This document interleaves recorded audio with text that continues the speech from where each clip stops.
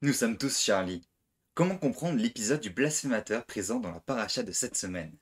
Quel message la Torah veut-elle nous faire passer? Je suis Emile Ackerman et vous écoutez Parsha Yeka. Vayetze ben isha israélite, vehu ben ish mitzri betor bene Israël, vainatsu machane ben israélite ve ish a israéli. Il arriva que le fils d'une femme israélite, lequel avait pour père un Égyptien, était allé se mêler aux enfants d'Israël. Une querelle s'éleva dans le camp entre ce fils d'une Israélite et un homme d'Israël. Le fils de la femme israélite proféra en blasphémant le nom sacré. On le conduisit devant Moïse. Le nom de sa mère était Shelomite, fille de Dibri de la tribu de Dan. On le mit en lieu sûr jusqu'à ce qu'une décision intervint de la part de l'Éternel. Et l'Éternel parla ainsi à Moïse, qu'on emmène le blasphémateur hors du camp, que tous ceux qui l'ont entendu imposent leurs mains sur sa tête et que toute la communauté le lapide. Je saute quelques versets. Même législation vous régira, étrangers comme nationaux, car je suis l'Éternel votre Dieu à tous. Moïse le redit aux enfants d'Israël. On emmena le blasphémateur hors du camp, et on le tua à coups de pierre. Et les enfants d'Israël firent comme l'Éternel avait ordonné à Moïse. Les commentateurs sont nombreux à essayer de comprendre comment cette histoire s'est déroulée. Pour le Midrash, cet homme était le fils de l'Égyptien que Moshe avait tué dans Shemot, celui qui était en train de frapper un Hébreu, si vous vous rappelez. En fait, cet Égyptien aurait violé une Hébreu, et le futur blasphémateur serait le résultat de cette union. Qu'est-ce qui a déclenché ce blasphème? Quelle est la querelle dont parle la Torah? La tradition a plusieurs explications. La plus connue serait que comme son père est égyptien, il n'avait pas le droit de se mettre dans le campement de la tribu de Dan, de sa mère, la tribu de sa mère qui est la tribu de Dan. Il devait rester à l'écart du campement principal. Exclu, il va porter son affaire au tribunal de Moshe qui rend son jugement en sa défaveur. Et déçu du jugement, il blasphème. Comment en arrive-t-on là? Est-il une simple victime d'une injustice? Ce qui est intéressant, c'est qu'on a une autre histoire en tête lorsqu'on voit cet épisode. En effet, les filles de Tsélophrate vont aussi être victimes de ce qui leur paraît être une injustice. Elles vont porter leur affaire devant Dieu, mais Dieu, cette fois-ci, va leur donner raison. Quelle est la différence entre ces filles et le blasphémateur? De plus, les commentateurs comme Tosfot nous disent que cet homme avait rejoint le peuple juif de manière volontaire, qu'il s'était converti, car avant le don de la Torah, on était juif du père et son père n'était pas juif, et qu'il s'était converti alors qu'il en avait eu le choix, et il avait été présent pour la réception de la Torah. Donc comment quelqu'un qui s'est converti de manière volontaire, qui a reçu la Torah, peut-il se retrouver à blasphémer? Et que veut dire vraiment le fait de blasphémer? Le Da'at Skenim, une compilation de commentaires des Baalei Tosfot et des Tosafistes, nous dit que la querelle est allée encore plus loin. Je cite. Ils se disputèrent à l'intérieur du camp. Ce fils d'un père égyptien a été rabaissé par un Israélite normal qui lui a dit que c'était Moïse qui avait tué son père. Apparemment, il ne le savait pas.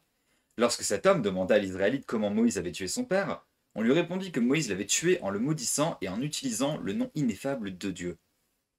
Ayant entendu cela, ce demi-égyptien a immédiatement riposté en maudissant cet Israélite en utilisant le nom de Dieu pour le faire, le même nom. Le nom de Dieu a été utilisé pour rendre justice, donc pour punir l'Égyptien, et ce que dit donc ce demi-égyptien, il dit je vais donc l'utiliser pour me faire justice aussi. Mais ce qu'il ne comprend pas, c'est qu'une fois qu'on appartient à un peuple, on ne peut pas prendre la justice entre ses mains. Une fois qu'on a reçu la Torah, on ne peut pas y déroger. Utiliser le nom de Dieu pour se faire justice soi-même, c'est précisément ça qui est blasphématoire, et c'est un raisonnement païen. Mais reprenons. Moïse s'est élevé contre une injustice, qui ne le concernait pas, et c'était une bonne chose. Parce que la première chose que Moïse va faire en tant que Moïse, sa première action, c'est les vayetse. Vayetse alechav, c'est la sortie vers ses frères. C'est reconnaître en ceux qui souffrent, les Hébreux, cette parcelle de divinité, et en exclure les Égyptiens qui en sont les bourreaux. Ce vayetse, c'est une sortie de sa condition d'Égyptien pour s'identifier aux opprimés. C'est un geste honorable, et c'est ce vayetse qui va lui permettre d'utiliser le nom divin pour sauver ou venger l'Hébreu qui se faisait violenter. Mais le vayetse de notre paracha est différent. Vayetse ben Isha israélite, le Midrash nous dit qu'il est sorti de ce monde-ci. Donc ce vayetse, il est sorti, on parle de cette personne-là, de cet homme qui va être un blasphémateur qui sort, et le Midrash va interpréter ce vayetse, il sort de ce monde-ci. En fait, avant même de blasphémer, le fils de l'Égyptien, sans même peut-être le comprendre ou le savoir, avait renoué avec son héritage égyptien, avec cette mauvaise influence, comme nous rappelle le Bechor Shor. Il avait accepté les mitzvot, il avait vu Matan Torah, mais il avait gardé en lui quelque chose d'égyptien, de païen, qui l'empêchait de pouvoir pleinement planter sa tente au sein du peuple. Et cette chose-là va paraître évidente quand il tente d'utiliser le nom de Dieu pour se faire justice. Le rapport païen au monde, c'est justement de faire Dieu son esclave, de faire de Dieu son esclave. C'est de penser le rapport à la divinité comme un rapport marchand, où l'on peut échanger des bonnes grâces contre des grands sacrifices. Le blasphémateur ne comprend pas alors que la loi soit contre lui. Elle doit toujours être accommodante. Elle qu'on peut négocier à coup de sacrifice envers la divinité. Mais le judaïsme qui est en train de s'établir dans le désert s'éloigne de ça. La loi devient la même pour tous, sans différence de classe ou de tribu. Pauvres et riches seront jugés de la même façon par Dieu, sans possibilité de l'amadouer. Et le blasphémateur est appelé fils de l'Égyptien, car c'est en ça qu'il est resté fils de l'Égyptien. Il aurait pu n'être que le fils de l'Israélite, mais ce ne fut pas le cas. Le Or HaChaim va même jusqu'à proposer une interprétation possible, qui n'est pas la seule possible. Mais il dit qu'il est possible qu'on mentionne le nom de sa mère lorsqu'il est amené devant Moïse, en disant que sa mère l'avait elle-même livré à Moïse.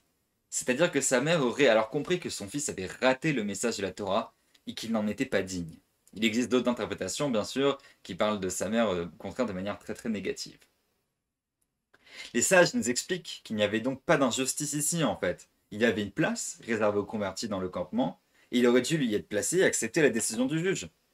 De plus, il ne se battait que pour lui, égoïstement. Il ne recherchait pas véritablement la justice, ou une inclusion, par exemple, plus grande du Erev Rav, ou du converti dans le peuple. Ou le Erev Rav, en fait, qui sont les Égyptiens qui sont sortis avec les Juifs de bon cœur, pour la plupart, même s'ils ont amené une forme de, justement, une forme de mauvaise influence, eh bien, pour beaucoup, comme pour Rashi, par exemple, le Erev Rav s'est a priori converti quand il y a eu Matan Torah. Et donc, si cette personne-là s'était battue pour la justice, pour une inclusion plus grande du Erev Rav ou des convertis dans le peuple, alors peut-être que cette requête aurait amené à autre chose et non pas à un blasphème. Mais il est sorti. Ce blasphémateur, Vayetse, au tout début, il est sorti de sa place, sorti du peuple, sorti du monde. Non pas qu'il ne soit pas légitime de s'interroger sur cette place et sur la justice divine. Les filles de Tsélophrate l'ont fait, et avant elle, Moshe, lorsqu'il utilise le nom de Dieu pour tuer l'Égyptien, mais on peut même penser à Abraham qui négocie déjà avec Dieu pour Sodome. Le problème est qu'avant de poser des questions, il était déjà sorti. Et c'est cet ordre-là qui fait toute la différence. Aujourd'hui, bien sûr, encore une fois, nous sommes tous Charlie. Il n'est pas question de tuer qui que ce soit et pas de lobby pour empêcher les personnes de blasphémer et pour réduire la liberté d'expression. Mais interrogeons-nous sur d'où nous parlons. Quand je remets en question certaines choses, suis-je en train d'essayer de me servir moi-même et d'asservir Dieu, ou suis-je en train de sincèrement rechercher le bien commun? Shabbat Shalom et Good Shabbos.